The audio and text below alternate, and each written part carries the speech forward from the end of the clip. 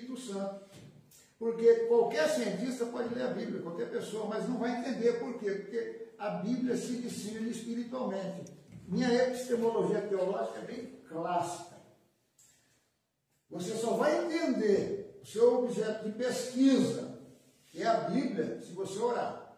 Se você pedir a direção do Espírito Santo para a sua vida. Senão você vai ser mais um cientista aí falando, que até o ministro da Justiça, o Dino, falando da Bíblia segundo o entendimento dele. Para mim, ouvir o Dino, ouvir um liberal, ouvir alguns aí que não tem a Bíblia como verdade, como razão de regra e fé, né, de regra e prática, como palavra inspirada de Deus, só vai falar bobagem. Científicas. Sim. Bobagens científicas. A escola e o mestre que estão ensinando, ele tem que facilitar a explicitação do aluno, né?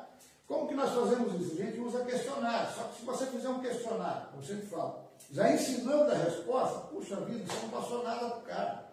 Então, quando a gente faz um questionário, a gente apresenta um enunciado, né, para que o aluno faça o contexto, ou seja, para que ele coloque para fora o que ele sabe. Ele tem que aprender a conceituar. A ideia é o mestre ensinar o aluno a conceituar, responder, né? Externar aquilo que está no iceberg, né? O iceberg e o seu movimento, se a gente for parar para fazer essa imagem do conhecimento, a sua flutuação, quanto mais densidade, né, que há no meio, mais vai aparecer a parte explícita, né? Ou seja, quanto mais densidade, quando a densidade que ele faz aquele movimento, ele aparece mais. Aparece mais. Então, eu vou fazer uma comparação agora metafísica. Poderia citar até passagens de narrativas bíblicas, de como que você mergulha no Espírito, nada no oceano espiritual, que é o oceano de Deus, do seu Espírito Santo, que nos dá nessa experiência espiritual uma condição de como um iceberg flutuando, nadando na profundidade do Espírito, conseguir explicitar mais. Porque o Espírito Santo, ele te dá a condição de iluminar a sua mente, lhe dando uma revelação na palavra que só no texto você não tem. Mas que te esclarece para que você ensine, para que você passe uma verdade espiritual adiante. Que é o que Cristo faz nas narrativas. Como, por exemplo, quando Cristo fala da parábola do rico e Lázaro. Na parábola do rico e Lázaro, ele dá uma lição escatológica a respeito do como é, após a morte, a condição da alma humana. Né? Lázaro estava no seio de Abraão. O que é o seio de Abraão? Onde estava o seio de Abraão neste mundo? Ou em que mundo estava o seio de Abraão? No qual Lázaro estava e no qual o rico também estava. Local que era dividido por um abismo. Jesus estava dando ali uma lição escatológica, estava falando de verdades espirituais, literais. Dentro da epistemologia teológica, essa é uma passagem literal. Cristo é Deus. Cristo, antes que Abraão fosse, o que ele disse? Eu sou.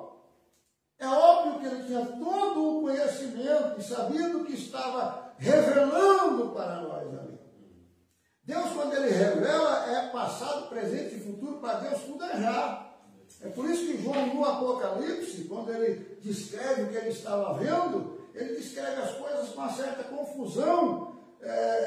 Ele fala de coisas do futuro que estão no passado e do passado que já estão presentes. Por quê? Porque tudo ali já é uma realidade no mundo e no reino celestial. Espero que está sendo muito confuso aí. Estou tentando deixar o mais fácil. Depois eu ensino escatologia numa aula específica. Mas o que João estava acontecendo com João ali? Era uma revelação. Era uma revelação. Então, quando você vem para a sala de aula, que você está ensinando com o aluno, para que o aluno venha conceituar o que ele sabe, porque você sabe, você crê, é isso que está aí. Agora você tem que colocar isso para fora. Então era uma verdade, é literal. Ah, mas a narrativa pode ir para o léxico grego, léxico hebraico, o léxico gramatical, a sintaxe, seja lá do idioma que for, não é revelação, apenas são sintaxes idiomáticas, coisas relativas à gramática específica daquela etnia. O que é o alfabeto? O alfabeto é a ferramenta intelectual inventada pelo ser humano para dar significado aos sons. Cada etnia criou a sua. Os gregos foram mais espertos, né? Que é mais, acho que o grego inventou o marketing.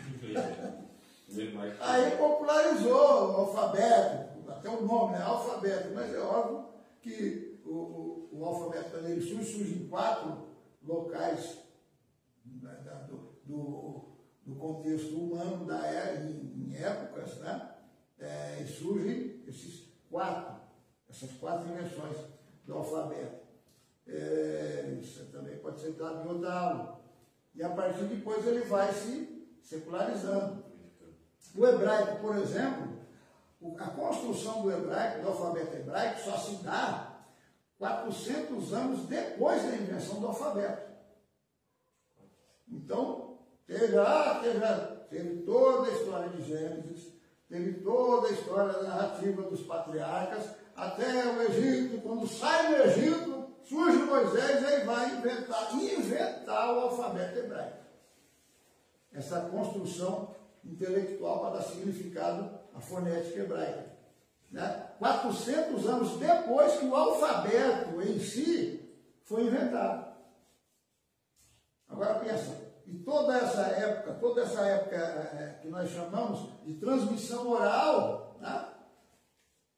Tem história, tem interpretação. E que essa interpretação dessa anterior, você não vai encontrar no léxico e na sintaxe do hebraico contemporâneo já do tempo de Moisés. Agora você vai ensinar isso em sala de aula, tem gente que se confunde.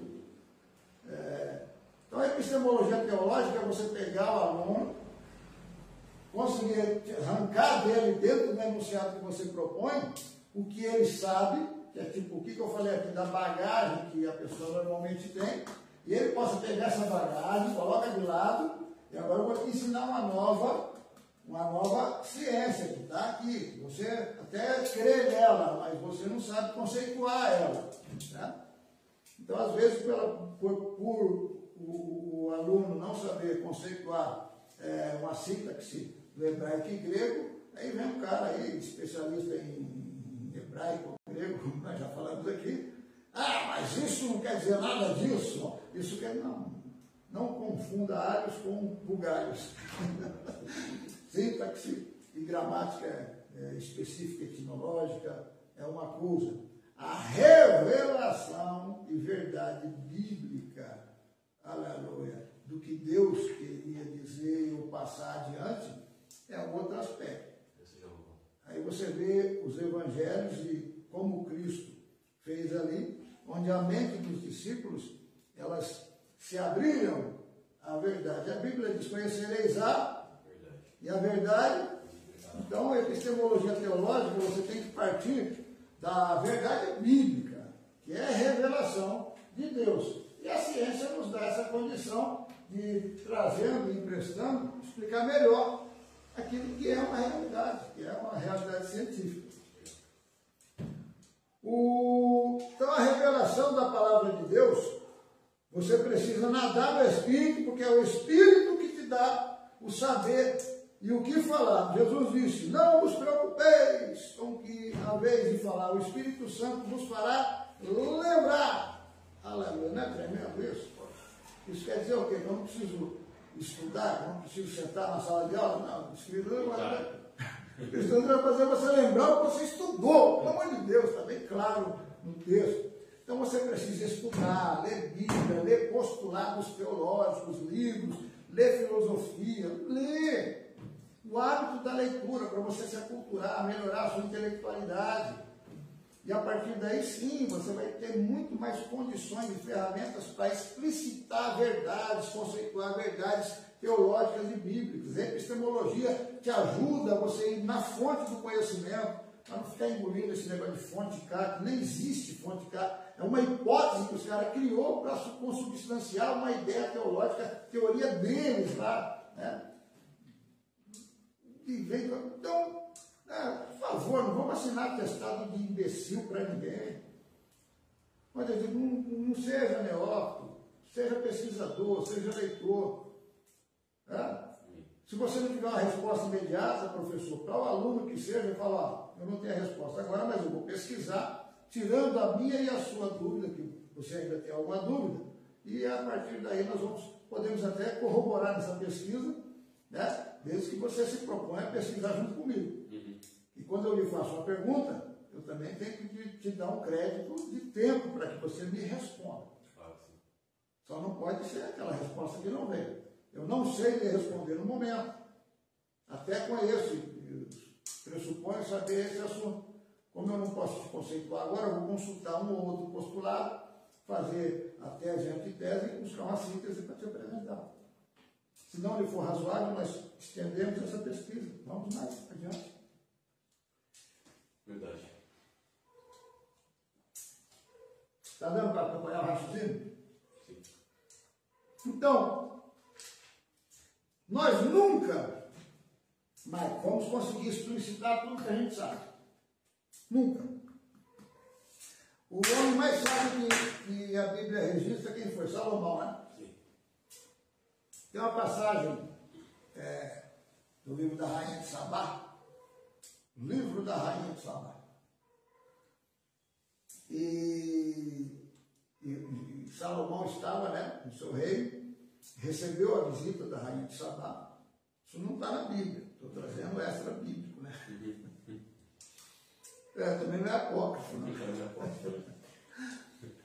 E nessa visita, ela trouxe para ele 2 flores artificiais. Aliás, na verdade, uma flor era uma flor artificial feita pelos artesãos do país dela, e outra flor era uma verdadeira. E ela falou, só gostaria que o senhor, majestade, me dissesse qual dessas 2 flores é a flor verdadeira. Eram idênticas, tanto a artificial como a flor natural. Idênticas, absolutamente idênticas. Ele olhou, tocou, cheirou e nada. E ele ficou um bom tempo, minutos a fio, olhando, observando. Até que num determinado momento, segundo essa história, entra uma bendita de uma abelha. Salvou. A abelhinha veio, pousou em uma, ficou pouco tempo, levantou, aí pousou na outra e ficou lá, polinizando, pegando o pólen dela. Aí Salomão falou, a verdadeira é a qual a abelha está pousando. E ele acertou. Sim. Foi verdade. Muitos tomam isso, e eu ouvi isso numa pregação, da providência de Deus, né? A favor de Salomão, naquele momento, para aquele saber. Por mais que você conseguiu explicitar na sua vida de formação, de mestrado, de conhecimento, vai chegar um momento que você vai depender de uma iluminação, né? Para que aquele conhecimento venha à realidade. Os maiores inventores, quando você faz a pesquisa de como ele veio a descobrir aquela invenção, eles estavam relaxadamente, repousando, tipo, se concentrando, esvaziando a mente. Ele parou, relaxou, pensou, aí veio a ideia. Uma revelação. É como, falando de forma filosófica, algo que está no mundo das ideias. Tá? A ideia está no ar. Né? A até que vem alguém e traz aquilo para uma realidade. É como Newton, o camarada sentado, descobrir a rota de Plutão. Por que Plutão tinha Plutão tinha uma rotação diferente lá. O cara fez uma conta na caneta e descobriu isso de forma matemática. Então é no momento de uma iluminação. Nunca você vai conseguir explicitar tudo que você sabe. Você vai depender dessa condição. Tem o saber consciente, né? E tem o saber inconsciente. É a mesma coisa se a gente fosse fazer uma comparação do explícito e do tácito. Consciente não fazendo no mesmo termo. Consciente e inconsciente de explícito e tácito. Mas é por aí. O currículo, por exemplo, ele é explícito, né? Que são as disciplinas.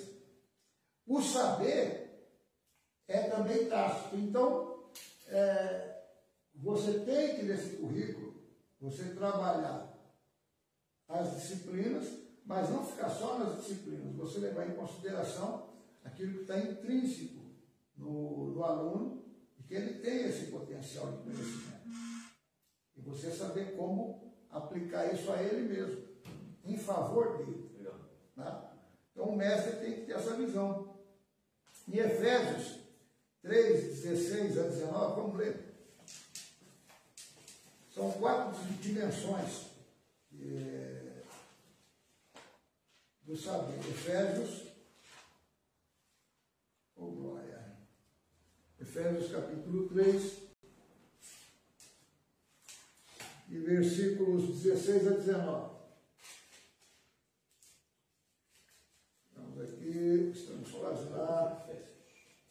3, a minha versão é um pouco diferente. Diz assim: aproveitem ao máximo todas as oportunidades nesses dias maus. Não hajam... eu estou lendo 5, é o 3, perdão. Me perdoe, é o capítulo 3, 16. Peço que da riqueza de sua glória ele nos fortaleça com poder interior por meio do seu Espírito. Então Cristo habitará em seu coração à medida que vocês confiarem nele. Suas raízes se aprofundarão em amor e os manterão fortes. E vejam bem, aí nós vemos, poderíamos ver até o 19, né? Também peço, como convém a todo o povo santo, que vocês possam compreender a largura, o comprimento, a altura e a profundidade do amor de Cristo. Que vocês experimentem esse amor, ainda que seja grande demais para ser inteiramente compreendido. Então vocês serão preenchidos com toda a plenitude de vida e poder que vem de Deus.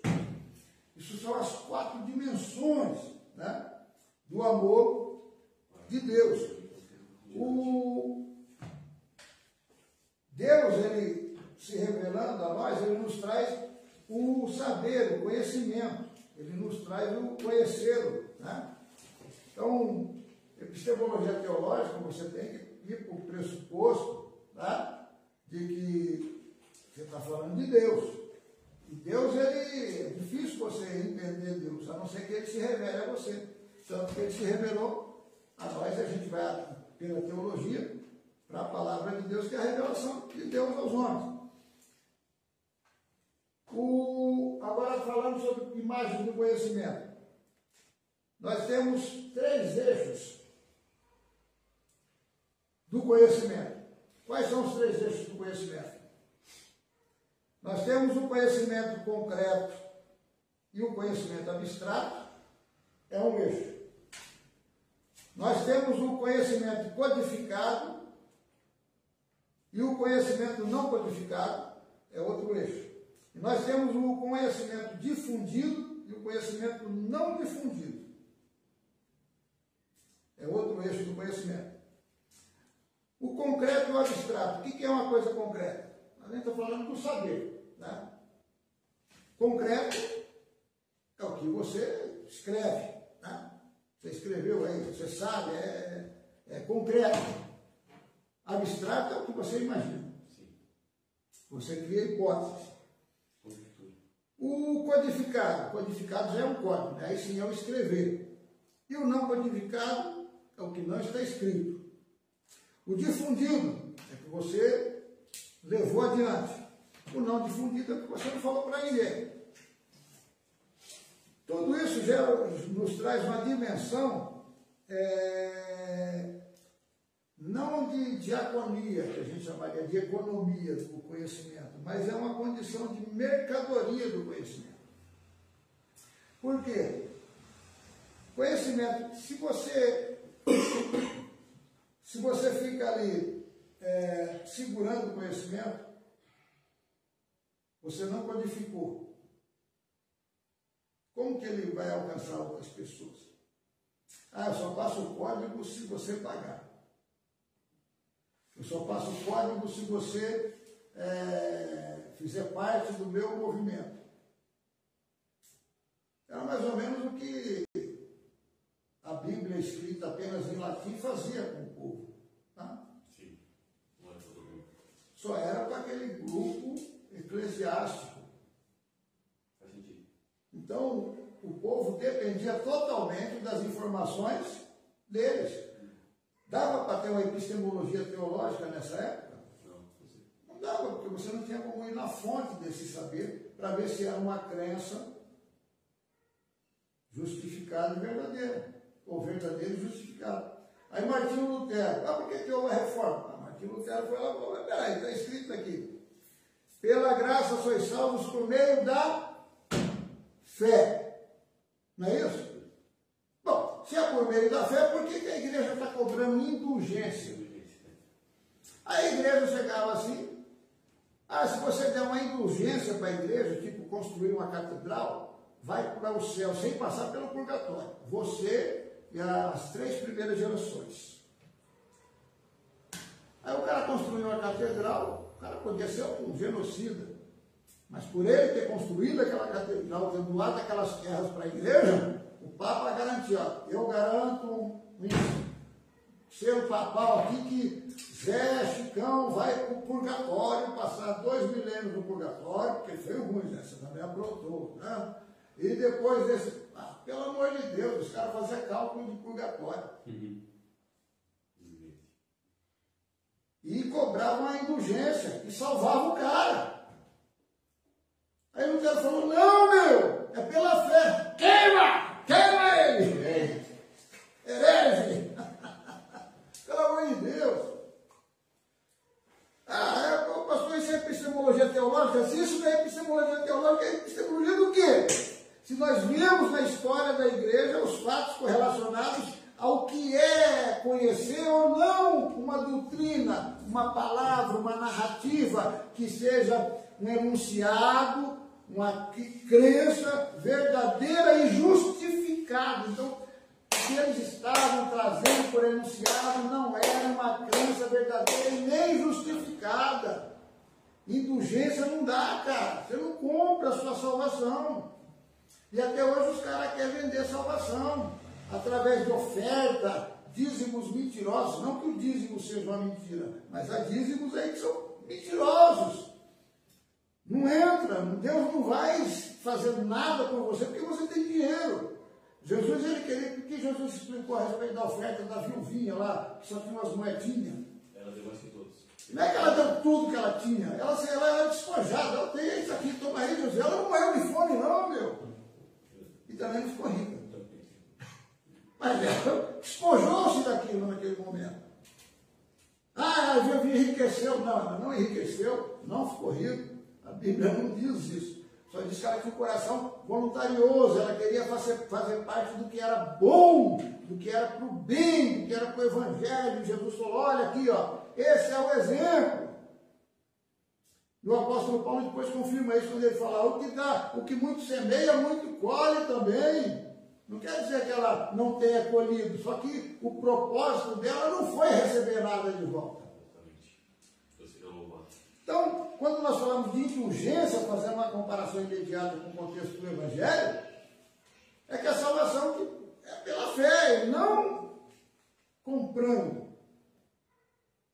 Então, essa coisa codificada e não codificada, que é um dos pilares, né, do conhecimento, você omitir isso é que nem você é professor, ensine, mestre. Ensine. Não fique guardando para você, não. Ensine. Tudo bem, há uma certa didática em você sempre aguçar a curiosidade para os alunos voltarem, mas pelo amor de Deus, vocês estão pagando para fazer o curso. Eu preciso ainda trazer alguma curiosidade. Para vocês voltar, vamos ler mais, gente, pelo amor de Deus. Eu não estou me justificando, não é o caso, mas não vamos ser boçais como já foram e já fizeram. Não, ensine, tenha o prazer. O aluno não entendeu, repita, reflexione, seja didático, pedagógico com ele, faça como a Bíblia diz lá, quando a Bíblia diz assim, a tua palavra tem sabor de mel na minha boca. Por quê? Porque quando os rabinos ensinavam as crianças lá, quem acertava ganhava uma colheradazinha, toma uma colherada de mel. Você acertou, Salomão, toma uma colheradinha de mel. Aí eles se esforçavam para acertar, para serem assertivos, para ganhar mel. Incentive, se é esse o caso. Tá? Nós cobramos um precinho bem baratinho, para incentivo, para que todos façam o bacharel, façam o mestrado, estudem, se aperfeiçoem, acumulem conhecimento científico, teológico, para aplicar no ensino teológico, no ensino discipulado, no Evangelho. Tá? O que nós precisamos fazer é ter a humildade, né, de buscar o saber, de buscar a presença de Deus, de orar pedindo graça, instrução, direção do Espírito Santo e de estudar, sentar, ler postulados, pesquisar, né, e transmitir isso ao aluno de uma forma que ele venha a aprender e a conhecer. Me retive desses tópicos aqui, mas era importante fazer vocês refletirem dessa forma. E vocês vão estar lendo a apostila aí, vocês vão estar lendo sobre revelação, autodoação de Deus na história, fé, confiança e compromisso histórico, a correlação, revelação e fé, conhecimento teológico e características essenciais e historicidade, que eu entrei pouca coisa aqui. Também vai falar sobre eclesialidade, contextualidade, interdisciplinaridade e primazia epistemológica da praxis. Tudo isso eu falei resumidamente na cosmovisão geral dessa aula. Espero que vocês tenham e guardem esse vídeo, estejam aí nos acompanhando. A próxima aula nós vamos estar aqui, permitindo Deus, falando sobre a evolução e correntes da epistemologia teológica nas compreensões da ciência, reações da teologia cristã, né? E também sobre o paradigma científico, né, dos métodos científicos mais modernos. Vamos estar falando aí sobre Rudolf Bultmann e também sobre a teologia crítica. Na próxima aula, o professor Almir, querendo Deus, vai estar conosco aí, dando essa aula aí de teologia crítica. Amém, meus queridos? Deus abençoe cada um de vocês. Os alunos vão ter em sala de aula, nós vamos estar passando para vocês todo o conteúdo. Eu ia falar sobre o Logos, mas eu vou disponibilizar o livrinho sobre o Logos para vocês na sala de aula e vou mandar um áudio lá também, explicando lá sobre o Logos. Vamos aí estar agradecendo a Deus, Maicon, já deu o nosso horário. Peço para que o Maicon, nosso futuro professor aí, esteja fazendo a sua oração encerrada. Valeu. Amém, irmãos. Mais uma vez, boa noite. Deus os abençoe de forma rica, poderosa e abundante. Uma aula muito proveitosa e eu acredito que nos empenhando em esmiuçar melhor o que nos foi aplicado nessa noite, nós conseguiríamos entender ou ter um pouco mais dessas aplicações para as nossas vidas. Amém? Agradecemos e agradeço em nome do ITCRE a presença de todos em aula e que Deus os abençoe. Amém? Jesus, mais uma vez nós nos apresentamos diante de Ti, Senhor, e te agradecemos pela noite que o Senhor nos deu. Obrigado por essa aula, obrigado pelo entendimento, obrigado por ter levantado aos nossos corações dúvida.